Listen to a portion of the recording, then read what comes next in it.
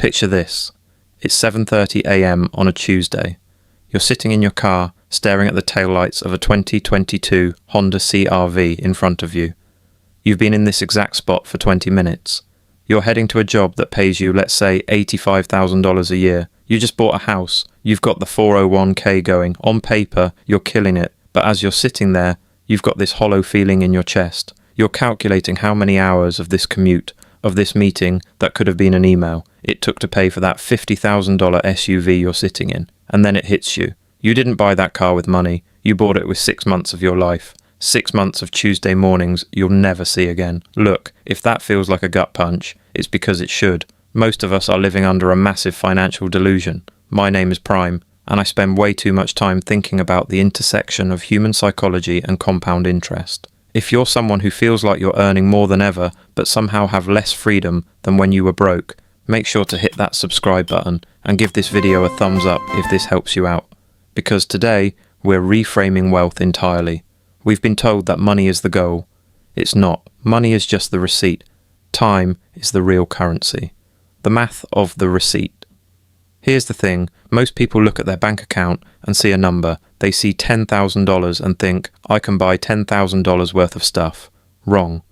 That $10,000 represents a specific, non-refundable portion of your heartbeat. If you make $25 an hour after taxes, that $10,000 isn't a number. It's 400 hours of your life. That's 10 full work weeks. That's 2.5 months of being away from your kids, your hobbies, or your sleep. Here's what most people don't realize. Inflation doesn't just devalue your dollar, it steals your time. According to the Bureau of Labor Statistics, the purchasing power of $1 in 1980 is roughly equivalent to $3.80 today. But your time, the 24 hours you get today, is the exact same 24 hours someone had in 1980.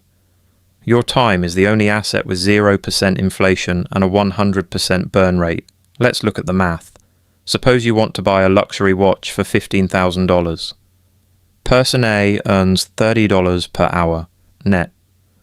That watch costs 500 hours. Person B earns $150 per hour, net. That watch costs 100 hours. When person A buys the watch, they aren't just poorer by $15,000. They are 400 hours older than person B for the exact same object. This is where it gets really interesting, because we usually trade our most healthy, vibrant years, our 20s, 30s and 40s, to stack up receipts we can only spend when we're 70 and tired. The psychological trap of more. Now you might be thinking, Prime, I need money to live. I can't just sit under a tree and watch the sun go down. I get it. Trust me, I'm the last person to tell you not to be ambitious. But there's a psychological phenomenon called hedonic adaptation. Basically, as you make more money, your expectations and desires rise in tandem. You get a raise, you buy a bigger house, you need more money to cool that house, so you work more hours to pay the electric bill. You're running faster and faster on a treadmill that's powered by your own life force, just to stay in the same place. Look, a study by Purdue University found that once you hit an individual income of about $60,000 to $75,000 for emotional well-being, the happiness return on every additional dollar starts to plummet.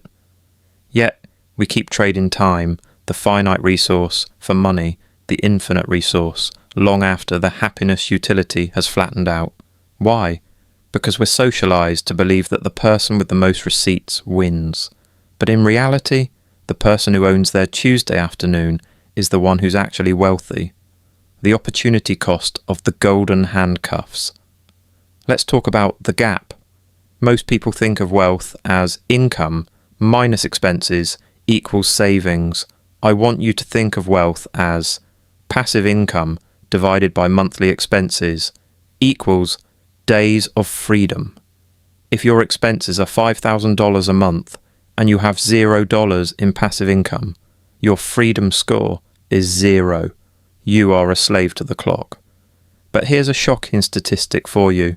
A survey by Lending Club found that 60% of Americans, including those earning over $100,000, are living paycheck to paycheck. If you make $200,000 a year, but you've scaled your lifestyle so high that you must work 60 hours a week to keep the lights on, you are not wealthy.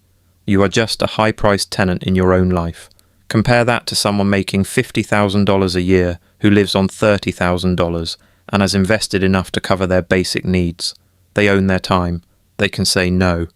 The ability to say no is the ultimate luxury good. Reframing the investment strategy. This is the part of the video where I'm going to challenge your assumptions about saving for retirement. We are taught to grind for 40 years so we can enjoy life at 65. The math of a standard 4% withdrawal rate looks like this. To have a $100,000 per year lifestyle, you need $2.5 million. Target nest egg equals annual expenses divided by 0.04.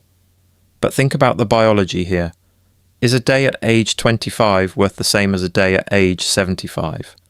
If I offered you $10 million right now, but the catch was you had to be 95 years old to receive it, would you take it? Of course not, because you know instinctively that time greater than money. So why are we investing like time is infinite? Here's what most people don't realize. You shouldn't just be investing for a number in a brokerage account. You should be investing to buy back your hours in stages. Stage 1. Invest until your dividends pay for your groceries. You just bought back your Saturday mornings. Stage 2. Invest until they pay for your housing. You just bought back your Mondays. Stage 3. Invest until they pay for everything. You just bought your life back. The actionable shift. So how do we actually fix this? How do we stop collecting receipts and start hoarding time? Step 1.